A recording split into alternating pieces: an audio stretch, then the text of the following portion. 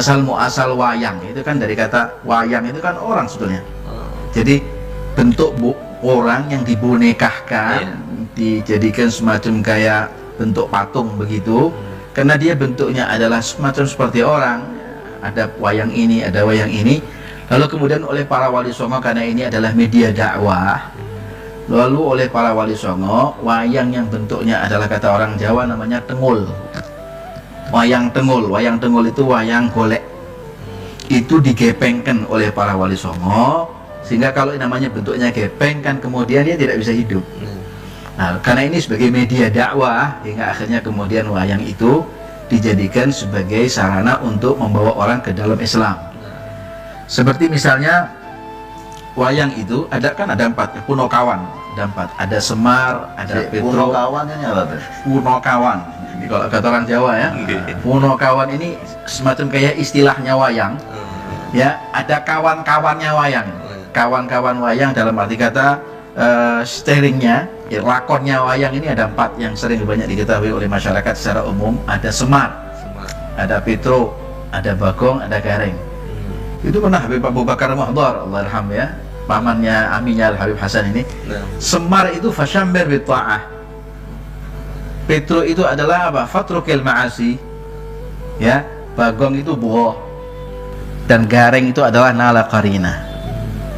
Karena bahasa Arab ini kemudian diindonesiakan, dijawakan oleh Sunan Kalijogo kalau tidak salah, atau Sunan Giri, saya kurang tahu, dibahasakan dengan bahasa Jawa dengan bentuk fasyammir bitta'ah menjadi Semar. Artinya fasyammir bitta'ah artinya adalah sing-singkan lenganmu, kuatkan jiwa dan ragamu, semangatkan kau punya hati untuk berbuat taat. Fasyammir bitta'ah. Maka dibayangkan, dibentukkan bentuk wayang tadi itu seperti Semar, yang bentuknya adalah orangnya, ya, bentuk wayangnya adalah gendut perutnya, dan kemudian dia bungkuk. Nah, itu menandakan orang yang suka ruku, sujud, nahan lapar, suka puasa, dia sering menasihati orang. Fasyammir bitta'ah, dia nggak tanggung-tanggung kalau berbuat taat. Taatnya kepada Allah dan mengajak orang lain untuk berbuat taat. Fatrukil ma'asi, kemudian menjadi Petro. Nah, maka digambarkan wayang itu dengan bentuk hidungnya panjang. Fatrukil ma'asi, tinggalkanlah kemaksiatan, tunggang langgang. Tinggalkanlah kemaksiatan secara tunggang langgang. Maka gambarnya wayang tersebut apa? Hidungnya panjang, kan kakinya jangkung. Artinya setiap kali dia mencium bau kemaksiatan dia akan lari. Fatrukil ma'asi dan lain sebagainya. Nala garina, itu semua bentuk daripada wayang, ya, Punokawan lah. Wayang ini sebetulnya, dalang ini bagus, baik, selama itu untuk sarana dakwah. Adapun yang ada saat ini adalah yang dilakukan oleh mereka itu sampai meninggalkan kewajibannya dia, bahkan sampai kemudian menjadi sarana kemaksiatan yang ada di dalamnya. Seperti misalnya dengan cara mencaci orang, dengan cara yang tidak baik, atau dengan omongan-omongan yang kurang pantas, atau barangkali mungkin yang disebutkan di dalam sana adalah kebohongan-kebohongan atau hal-hal yang rusuh, ya. Belum lagi nanti kemudian yang melihat adalah campur laki perempuan.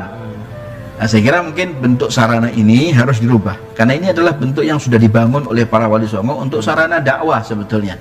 Seperti sekaten, itu sarana dakwah. Sekaten itu diambil dari syahadatain, jadi sekaten gitu ya.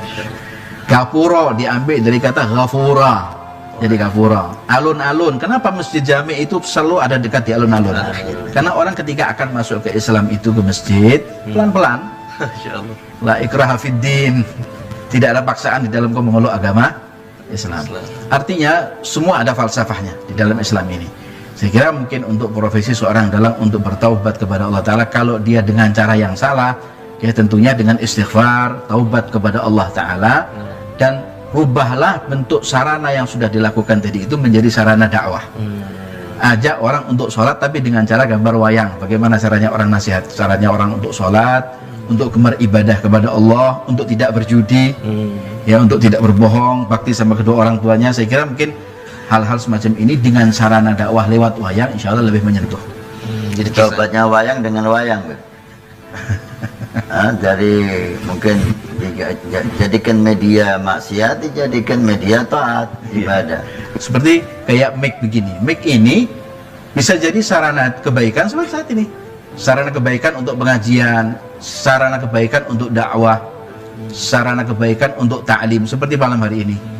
Tapi juga mic ini sebagai sarana kemaksiatan untuk nyanyi, untuk dangdut, untuk mengumpat, untuk mencaci orang, untuk membunyi-bunyikan Islam dan lain sebagainya. Saya kira mungkin tergantung siapa sekarang ini yang ingin melakukan dan mengaplikasikan HP dan pisau.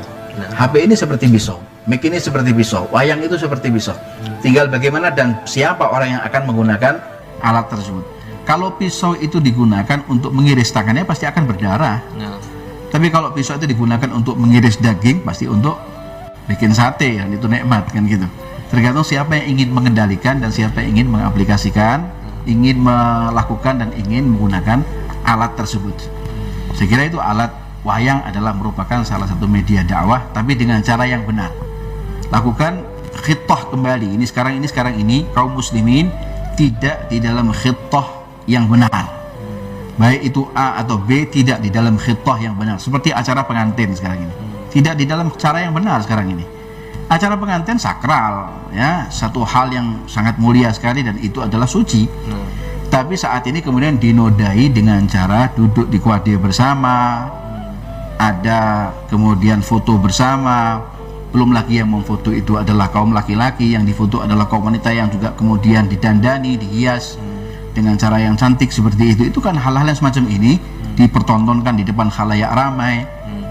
Sarana yang kemudian untuk membangun mahligai rumah tangga yang baik dinodai dengan cara yang haram hingga akhirnya kemudian berantakan rumah tangganya.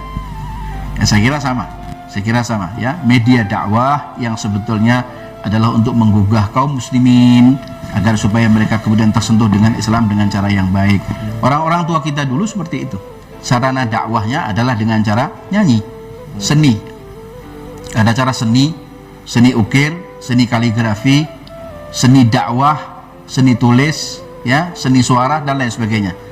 Banyak dengan cara dakwah, tidak hanya lewat podium atau lewat mimbar atau lewat ceramah-ceramah agama.